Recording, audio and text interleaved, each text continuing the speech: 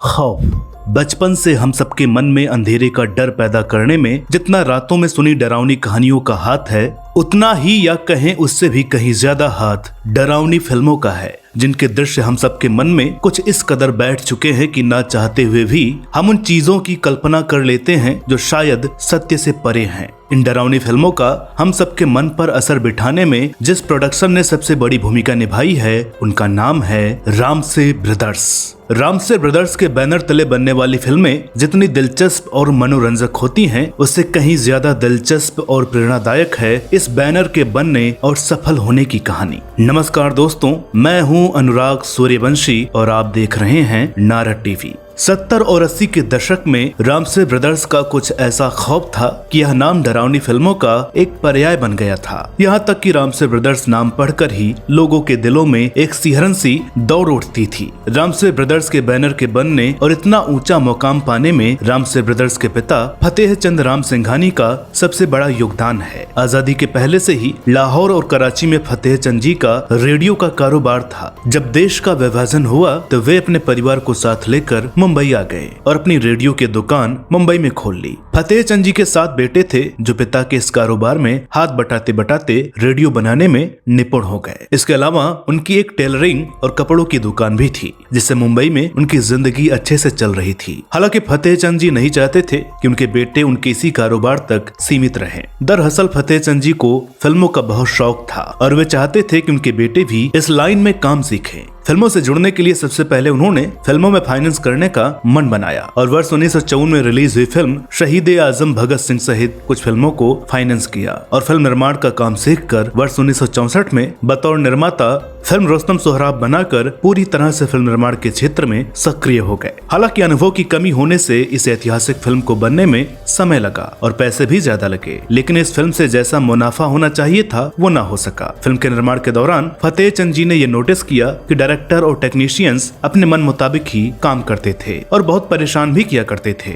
इससे फतेह चंद जी को बहुत तकलीफ होती थी और वे यही सोचा करते थे कि काश उनका अपना कोई उनके साथ होता तो वे अपने हिसाब से फिल्म बना सकते थे। उन्होंने निर्णय लिया कि वे अब अपने बेटों को ट्रेनिंग देंगे और उनके काम सीख जाने के बाद अपने हिसाब से अपनी फिल्म बनाएंगे। फतेह चंद जी ने अपने बेटों को ट्रेंड करने के लिए कश्मीर गए और 2 महीने के लिए एक हाउस बोट बुक किया। ऐसा उन्होंने इसलिए किया ताकि वे एकाग्र होकर काम सीख सकें। वहाँ उन्होंने अपने बेटों को 5 C's ऑफ सिनेमेटोग्राफी नाम की एक किताब पढ़ाई और फिल्म मेकिंग की जानकारी के साथ साथ फिल्मों में संगीत के सही इस्तेमाल के बारे में भी बताया। उसके बाद मुंबई वापस आकर उन्हें प्रैक्टिकली सिखाने के उद्देश्य से फतेह चंद जी ने एक फिल्म शुरू की, मगर उन्होंने महसूस किया कि डायरेक्टर हो या टेक्नीशियंस, सभी उनके बेटों को सिखाने में कोई दिलचस्पी नहीं ले रहे हैं। उन्होंने निर्णय लिया कि अब वे खुद अपने बेटों के साथ मिलकर एक फिल्म बनाएंगे। फिल्म चले ना चले प्रैक्टिकल ट्रेनिंग तो हो ही जाएगी। बस फिर क्या था, फतेह चंद ने इस प्रयोग में सिंधी भाषा की एक फिल्म पर काम करना शुरू कर दिया जिसका नाम था नकली शान। इस फिल्म में उनके 7 बेटों ने मिलकर काम किया।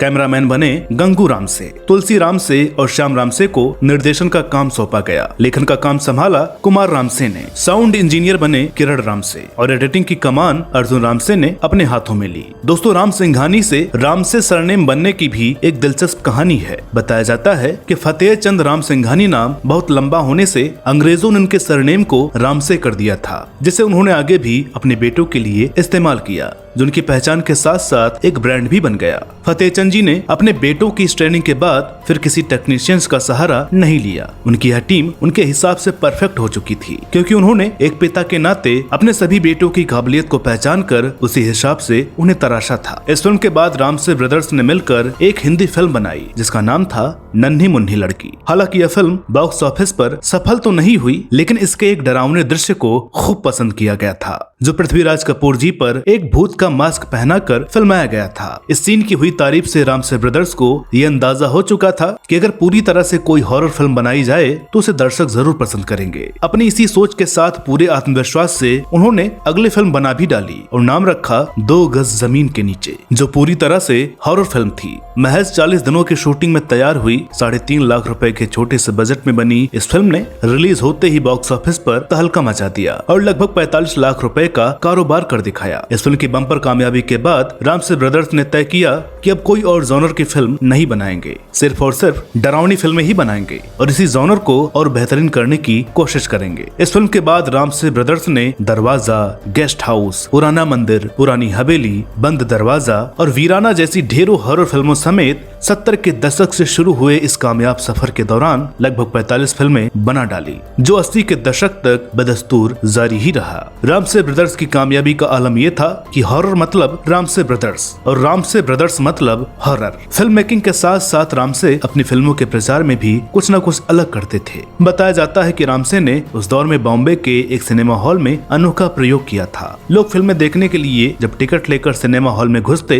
तब भूत का गेटअप लिए कोई व्यक्ति उनका टिकट चेक किया करता था, जिसे लोगों ने खूब पसंद किया और यह प्रयोग खूब चर्चित भी हुआ था। फिल्म 2 गज जमीन के नीचे के प्रचार के लिए उन्होंने रेडियो को चुना और आधे घंटे का स्लॉट करवाया, जो दर्शकों को सिनेमा घरों तक खींचकर लाने में बेहद सफल साबित हुआ। दोस्तों, रामसे ब्रदर्स की कामयाबी में सातों भाइयों की एकजुटता के साथ साथ उनके काम करने का एक अपना ही ढंग था। बताया जाता है कि रामसे ब्रदर्स अपनी फिल्म की कहानी पर काम करने के बाद शूटिंग के लिए पूरे यूनिट और पूरे परिवार सहित एक ही बस में सवार होकर महाबालेश्वर के लिए निकल जाते थे, क्योंकि उनकी ज्यादातर फिल्मों की शूटिंग वहीं हुआ करती थी। वहाँ उनका एक खास होटल हुआ करता था जहाँ वे ठहरते थे, जो शूटिंग के दौरान सिर्फ उन्हीं के लिए बुक रहता था। उस दौरान किसी को भी उस होटल में जगह नहीं मिलती थी। एक इंटरव्यू में रामसे ब्रदर्स की तीसरी पीढ़ी के दीपक रामसे जी, जो कि तुलसी रामसे जी के बेटे हैं, उन्होंने बताया कि जब स्टोरी सिटिंग हुआ करती थी तब सातों भाई एक साथ बैठते थे और कहानी पर चर्चा होती थी। उसके बाद विचार किया जाता था कि किस तरह फिल्म बनेगी और किस तरह शूटिंग होगी। श्याम रामसे जी की बेटी साशा रामसे बताती हैं कि उस जमाने के कलाकार उनसे आज भी मिलते हैं तो यही कहते हैं कि रामसे बैनर एक परिवार था जहां बहुत ही प्यार से काम होता था। फिल्म की यूनिट के साथ सभी चाचियां और मेरी माँ शूटिंग पर होती थीं। दीपक कहते हैं कि पैसा बहुत कुछ होता है, मगर इसके लिए जुनून उससे ऊपर था अच्छा करने के लिए। मेरे दादाजी के पास पैसे भी थे, कई कारोबार भी थे, वे पैसों के लिए नहीं, फिल्मों के प्रति अपने लगाव और जुनून की वजह से आए थे। दोस्तों, रामसे ब्रदर्स ने भारतीय दर्शकों की नब्ज को बखूबी पहचाना था और वो अच्छी तरह से जानते थे कि उनकी फिल्मों का दर्शक वर्ग क्या है। रामसे ब्रदर्स की फिल्मों में हॉरर के साथ साथ म्यूजिक, बैकग्राउंड, ह्यूमर और रोमांस को इतनी खूबसूरती से मिश्रित किया जाता था कि दर्शक उससे पूरी तरह से बंध जाते थे। दीपक रामसे ने इन फिल्मों के बोल्ड सीन को लेकर कहा कि हिंसा की वजह से हमारी फिल्मों को सेंसर से ए सर्टिफिकेट मिलता था, इसलिए उस समय तय किया गया कि अगर फिल्म में अच्छे ढंग से थोड़ा बोल्ड सीन डाल दिया जाए तो ये फिल्म के लिए अच्छा होगा। 3 घंटे की फिल्म को बैलेंस करके बनाना होता है, जिसमें कहानी के साथ कॉमेडी और म्यूजिक का तड़का डालना जरूरी था, क्योंकि पूरे 3 घंटे सिर्फ भूत प्रेत तो नहीं दिखा सकते थे, इससे दर्शकों के सिर में दर्द हो जाएगा। रामसे ब्रदर्स की फिल्मों की खास एक्ट्रेस रह चुकी कुनिका जी कहती हैं कि रामसे ब्रदर्स भारत के अल्फ्रेड हिचकॉक कहे जाते थे, क्योंकि वो जो भी फिल्में बनाते थे उससे डिस्ट्रीब्यूटर खूब पैसे कमाते थे और इसलिए उस दौर में डिस्ट्रीब्यूटर रामसे की फिल्म खरीदने के लिए लाइन लगाकर खड़े रहते थे, क्योंकि वे जानते थे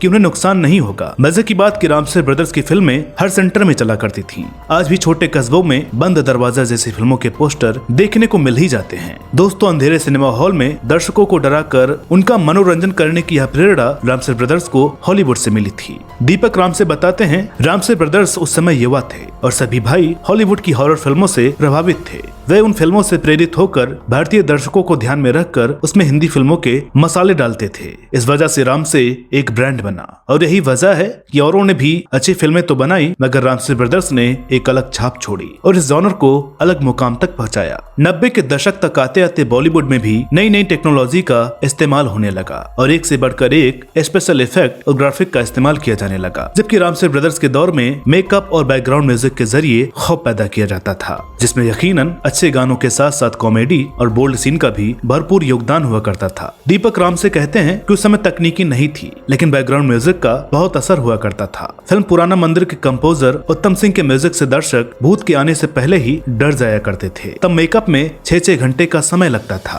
और एक्टर को 9 बजे की शिफ्ट के लिए सुबह 6 बजे ही बुला लिया जाता था। मजे की बात ये कि 12 बजे तक मेकअप होता था, फिर 1 बजे खाना खाते थे और तब कहीं जाकर 2 बजे से शूटिंग शुरू होती थी। दोस्तों, रामसे ब्रदर्स की फिल्में कम बजट में और बगैर किसी बड़े स्टार के बनती थी, उस पर से ए सर्टिफिकेट। फिर भी कमाल की बात ये थी कि वे फिल्में हिट भी होती थीं और बॉक्स ऑफिस पर बड़े स्टार्स वाली फिल्मों को टक्कर भी दिया करती थी। फिल्म के राइट्स खरीदते वक्त डिस्ट्रीब्यूटर जब रामसे ब्रदर्स से ये कहते कि बिना बड़े स्टार के आप इतने पैसे क्यों मांग रहे हैं, तो रामसे ब्रदर्स कहते थे कि हमारी फिल्म का स्टार भूत है। आप एक रील देखने के बाद फैसला कीजिएगा। मजे की बात ये कि एक रील देखकर डिस्ट्रीब्यूटर खुद उनसे पूछते कि इस फिल्म के कितने पैसे लेंगे। दोस्तों, रामसे ब्रदर्स का टेलीविजन पर आने और छा जाने की कहानी भी बेहद दिलचस्प है। 90 के दशक में जब म्यूजिकल रोमांटिक फिल्मों का दौर आया तब रामसे ब्रदर्स ने टेलीविजन का रुख कर लिया, क्योंकि तब दूरदर्शन के अलावा भी जी टीवी और स्टार प्लस जैसे चैनल्स अपने पांव तेजी से पसार रहे थे। दूरदर्शन पर मामला इसलिए नहीं जमता था कि उनकी फिल्मों पर ए सर्टिफिकेट का ठप्पा लगा होता था। रामसे ब्रदर्स ने सोचा कि क्यों ना अपनी फिल्मों के सैटेलाइट राइट जी टीवी को बेच दिया जाए, लेकिन उनके प्रस्ताव पर जी टीवी के ऑनर सुभाष चंद्र ने उनसे कहा कि अच्छा होता कि आप लोग हमारे चैनल के लिए कोई स्पेशल डरावना शो बनाते। सुभाष जी का यह आइडिया रामसे ब्रदर्स को भी पसंद आ गया और इस तरह से जी हॉरर शो की शुरुआत हुई, जो बहुत ही सफल शो साबित हुआ। इस शो की सफलता का एक सबसे बड़ा कारण यह भी था कि पूरा परिवार अब एक साथ बैठकर अपने घरों में ही डर का मजा ले सकता था, वो भी बिल्कुल मुफ्त। करीब 7.5 वर्षों तक चले जी हॉरर शो के कुल 365 एपिसोड बनाए गए, जिसमें रामसे की अगली पीढ़ी भी जुड़ गई थी। शो के दौरान मेकिंग सीखने के बाद दीपक रामसे ने भी खुद लगभग 200 एपिसोड का निर्देशन किया। श्याम रामसे जी की बेटी शासा कहती हैं कि जी हॉरर शो का फॉर्मेट भी फिल्म का ही फॉर्मेट था, जिसमें एक कहानी 5 एपिसोड में खत्म होती थी, यानी हर कहानी 2.5 घंटे की फिल्म थी। दोस्तों, रामसे ब्रदर्स द्वारा लिया गया फैसला एकदम सही समय पर लिया गया सही फैसला साबित हुआ। रामसे ब्रदर्स की सोच समय से आगे की थी, तभी तो उन्होंने अपने ब्रांड को बड़े पर्दे से निकालकर घर घर पहुंचा दिया। उनकी सफलता का अंदाजा आप इसी से लगा सकते हैं कि जब जी हॉरर शो आता था तब रात के 9 बजे हर घर से शो के थीम म्यूजिक की आवाज गूंज उठती थी। दीपक रामसे कहते हैं कि शुक्रवार को 9 बजे रात में जी हॉरर शो का थीम म्यूजिक बजता था और बच्चे चादर और तकिए में छुप जाते थे मगर शो देखते थे, जो रामसे ब्रांड की जीत थी। दोस्तों, रामसे ब्रदर्स के 7 भाइयों में से 5 भाई अब हमारे बीच नहीं हैं। कुमार रामसे जी और गंगू रामसे जी ही जीवित हैं, जो अपनी उम्र की वजह से अब रिटायरमेंट ले चुके हैं। रामसे ब्रदर्स का जादू भले ही आज थोड़ा कम हुआ है,